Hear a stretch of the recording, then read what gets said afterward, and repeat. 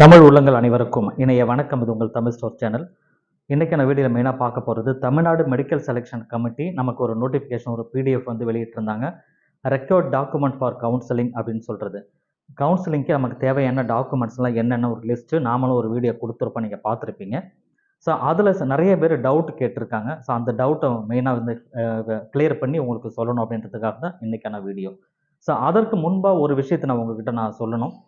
நம்ம வந்து நேற்று ஒரு அர்ஜென்ட்டாக வந்து ஒரு வீடியோ கொடுத்துருந்தோம். என்னென்னா, நமக்கு வந்து அதாவது ரிசல்ட் அப்படின்னு சொல்கிறது, நீட்டோடைய ரிவைஸ்டு ஸ்கோர் கார்டு அப்படின்னு சொல்கிறது ரிலீஸ் ஆகிடுச்சு அப்படின்னு சொல்லி நேற்று ஈவினிங் ஒரு வீடியோ நான் கொடுத்துருந்தேன். ஸோ அது வந்து பார்த்தீங்கன்னா, I am so extremely sorry. But என்ன அப்படின்னா, ஸோ எதனால் நான் இதை சொல்கிறேன் அப்படின்னா, நமக்கு வந்து சில மாணவர்கள் சொன்ன தகவல் வச்சும், கூடவே நியூஸ் சேனலில் சொன்ன விஷயத்தை வச்சுமே மட்டுமே நான் வந்து அதை ஃபுல்லாக செக் பண்ணாமல் டைரெக்டாக வந்து ரிவைஸ்டு ஸ்கோர் கார்டு வந்திருக்கு அப்படின்னு சொல்லி ஒரு இன்ஃபர்மேஷன் உங்களுக்கு நான் சொல்லியிருந்தேன். பட் அதில் நிறைய பேர் கமெண்ட்டில் வந்து சொல்லியிருந்தீங்க, ஸோ செக் பண்ணிட்டு சொல்லுங்கள், கரெக்டாக சொல்லுங்கள் அப்படின்லாம். ஸோ அது உண்மை தான்.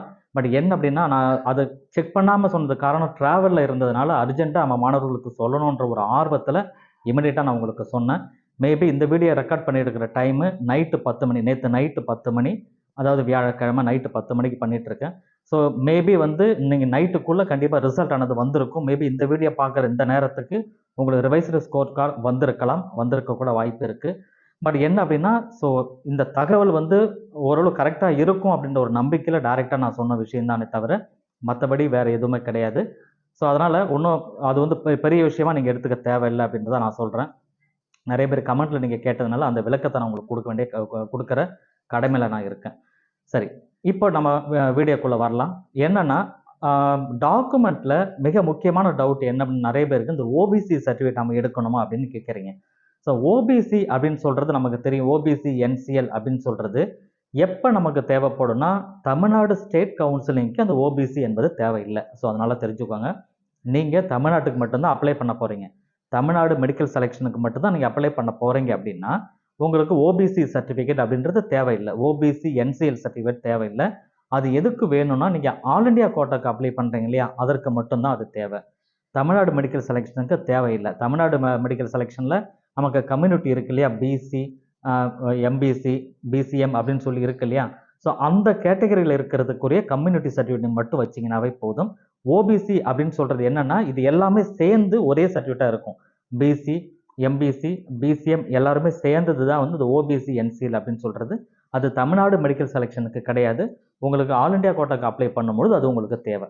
இருந்ததுன்னா எடுத்து வச்சுக்கோங்க, இல்லைன்னா எடுத்து தயாராக வைங்க. நீங்கள் ஆல் இண்டியா கோட்டாக்கு அப்ளை பண்ணும்போது அதை அப்ளை பண்ணுங்கள். தமிழ்நாடு மெடிக்கல் செலெக்ஷன் அப்ளை பண்ணும்பொழுது அதை அப்ளை பண்ணாமல் நீங்கள் எந்த கேட்டகரிக்குள்ளே வரீங்களோ அந்த கேட்டகரிக்குரிய கம்யூனிட்டி சர்டிஃபிகேட் நீங்கள் அப்லோட் பண்ணணும். ஸோ வெரி கிளியர், சரிங்களா? இது ஃபர்ஸ்ட் டவுட். இன்னொன்று என்ன அப்படின்னா, இந்த எலிஜிபிலிட்டி சர்டிஃபிகேட் அப்படின்னு ஒன்று சொன்னீங்களே, இந்த எலிஜிபிலிட்டி சர்டிஃபிகேட் எல்லாரும் நாங்கள் எடுத்து தான் வைக்கணுமானா, நான் அதிலே உங்களுக்கு சொல்லியிருந்தேன். நேற்று வீடியோவில் நான் உங்களுக்கு தெளிவாக சொல்லியிருந்தேன்.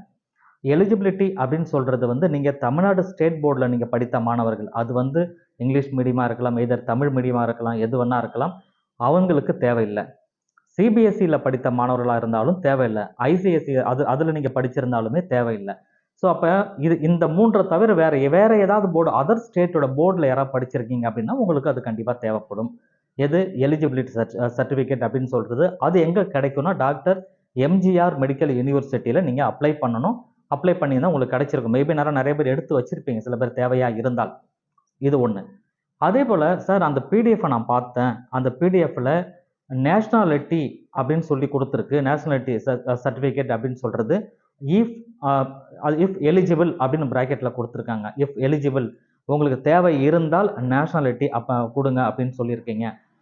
ரெசிடென்ஸ் அப்படின்னு கூட சொல்லலாம். அதாவது என்ன அப்படின்னா, ஸோ இது எதற்காகனா, இது அந்த நேஷ்னாலிட்டி அப்படின்னு சொல்கிறது, நேஷ்னாலிட்டி இல்லை, ரெசிடென்ஸ், ரைட். நீங்கள் தமிழ்நாடு ஸ்டேட்டில் தான் படிச்சிங்க, நீங்கள் தமிழ்நாட்டு மாணவர்கள் தான் அப்படின்றத உறுதிப்படுத்துறதுக்கான சர்டிஃபிகேட் அது. ஸோ அது வந்து எல்லாருக்கும் வேணுமானா கட்டாயம் வேணும். காரணம் என்னென்னா, நீங்கள் தமிழ்நாடு மெடிக்கல் செலெக்ஷனுக்கு அப்ளை பண்ணுறீங்க, தமிழ்நாட்டு மாணவர்களாக நீங்கள் இருக்கிற பட்சத்தில் அதை நீங்கள் அப்ளை பண்ணணும், சரிங்களா?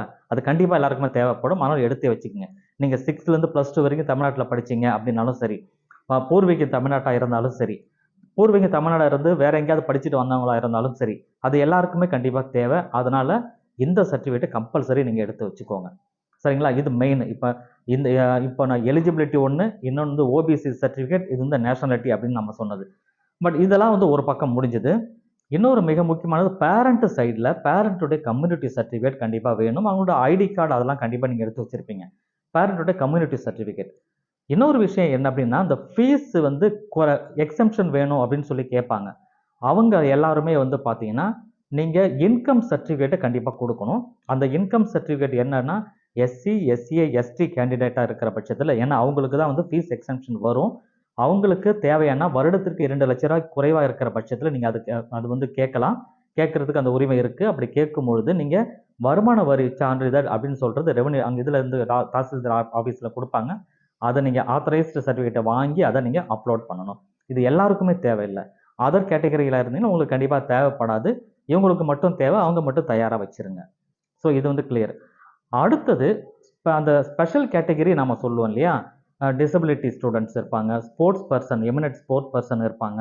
ஃப்ரீடம் ஃபைட்டர்ஸ் இருப்பாங்க. இவங்கலாம் வந்து ஸ்பெஷல் கேட்டகரிக்குள்ள வராங்க. அவங்க வந்து அதற்குரிய சர்டிஃபிகேட் கண்டிப்பா நீங்க அப்லோட் பண்ணணும். அவங்களுக்கு கவுன்சிலிங்ல ஃபர்ஸ்ட் டேவே வந்து அவங்களுக்கு தான் கவுன்சிலிங் ஸ்டார்ட் ஆகும். அப்ப அவங்கள அப்ளை பண்ணும்பொழுது அதெல்லாம் நீங்க தயாரா வச்சிருக்கணும். ஸோ இதெல்லாம் வந்து ஒரு பக்கம். இதுதான் வந்து மெயினா நிறைய பேர் சந்தேகம் கேட்டது.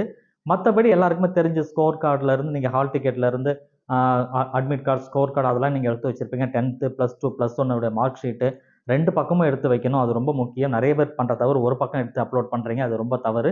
2 பக்கமும் ஸ்கேன் பண்ணி ஒன் பை ஒன்னா ஃபர்ஸ்ட் பேஜ் வந்து ஃப்ரண்ட்ல இருக்கணும். 2வது பேஜ் அது கீழே வருது பேக் சைடு அந்த மார்க் ஷீட் பேக் சைடு கீழே வர மாதிரி வச்சு ஒரே பிடிஎஃபா எடுத்து வச்சுக்கோங்க. இதே போல தான் 10th +1 +2 உடைய மார்க் ஷீட், டிசி இது எல்லாமே நீங்க எடுத்து வச்சிருக்கணும்.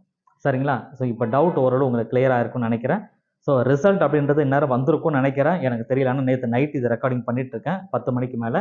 அதனால எனக்கு கரெக்டாக தெரியல. மேபி வந்திருந்தால் செக் பண்ணி பார்த்துங்க. நானும் உங்களுக்கு அது நோட்டிஃபிகேஷன் இருந்தால் நான் உங்களுக்கு சொல்கிறேன். ஸோ தேங்க்யூ ஃபார் வாட்சிங். நம்ம சேனலுக்கு சப்போர்ட் பண்ணுங்கள். தேங்க்யூ.